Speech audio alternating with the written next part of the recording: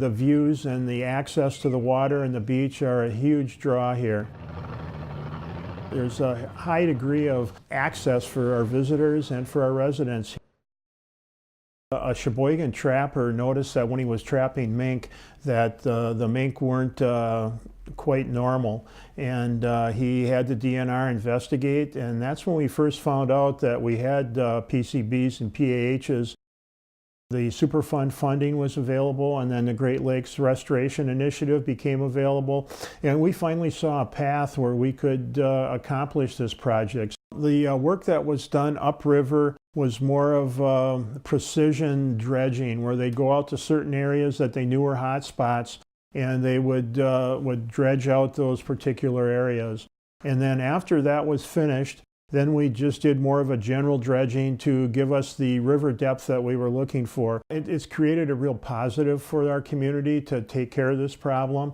And you know, as you eliminate those negative things in your community, it allows more positive things to happen. Well, Sheboygan's riverfront used to be a real commercial fishing area, and there were a number of fish shanties along the river. We have offices down there for attorneys, we have restaurants. We still have one commercial fisherman that's on the riverfront, and then we also have, it is the base for many of our charter fishermen. I think that many of them would have tried to continue to exist, but they wouldn't be as successful or as prosperous if it wasn't for the fact that GLRI helped us to clean up the Sheboygan River.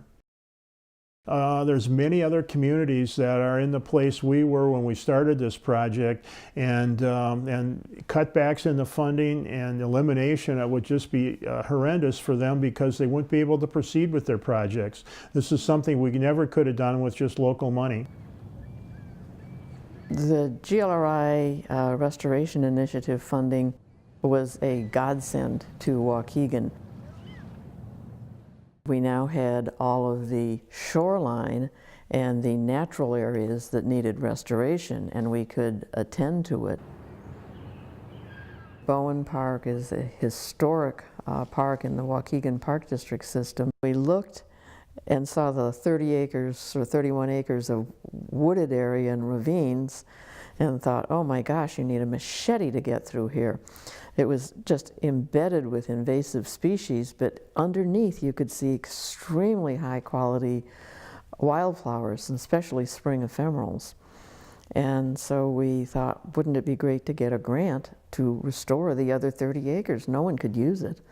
Now your other 31 acres has wonderful opportunities to just enjoy the spring wildflowers. And we did not actually plant them. They were just inherent in the soil base, but they were, when you daylight and remove the invasive, they were able to come back. Well, I think along the dunes there was a great concern on the Phragmites. Getting rid of the Phragmites and allowing the natural habitat plants to resurge and manage the area will give you much stronger and richer amphibian, butterfly, dragonfly, avian communities, and just be more pleasant instead of having a monoculture. A piping plover, I believe it never was extensive, but it's a very indicative bird of the quality of your beaches and of the quality of your water. And we had a successful nesting this past year. And it's incumbent upon all of us who live around these areas to take care of them, because it's not a replenishable source.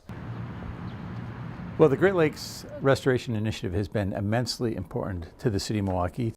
The money has been well spent to preserve and enhance this incredible asset that we have blessed right here in eastern Wisconsin.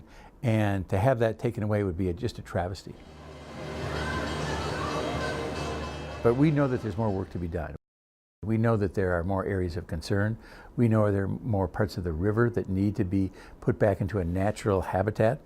We know that there's more work to be done in making sure that we've got drinkable water.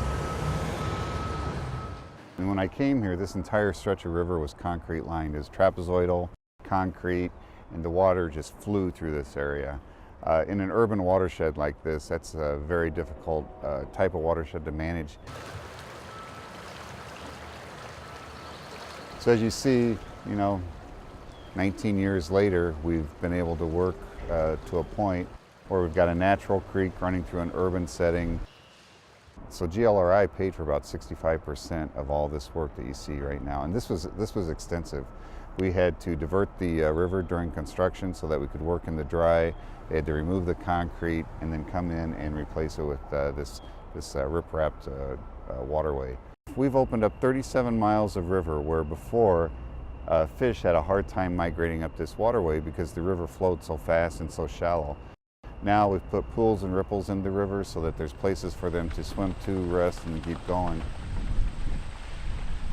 So we're starting to see salmon migrate up. We're starting to see recreation return, as in fishing and kayaking and boating. And so it's been just a great thing both for habitat and for recreational use.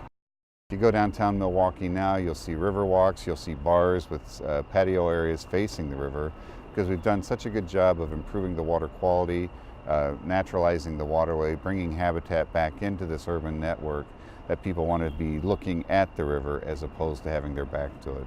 And it's becoming an economic driver for the region.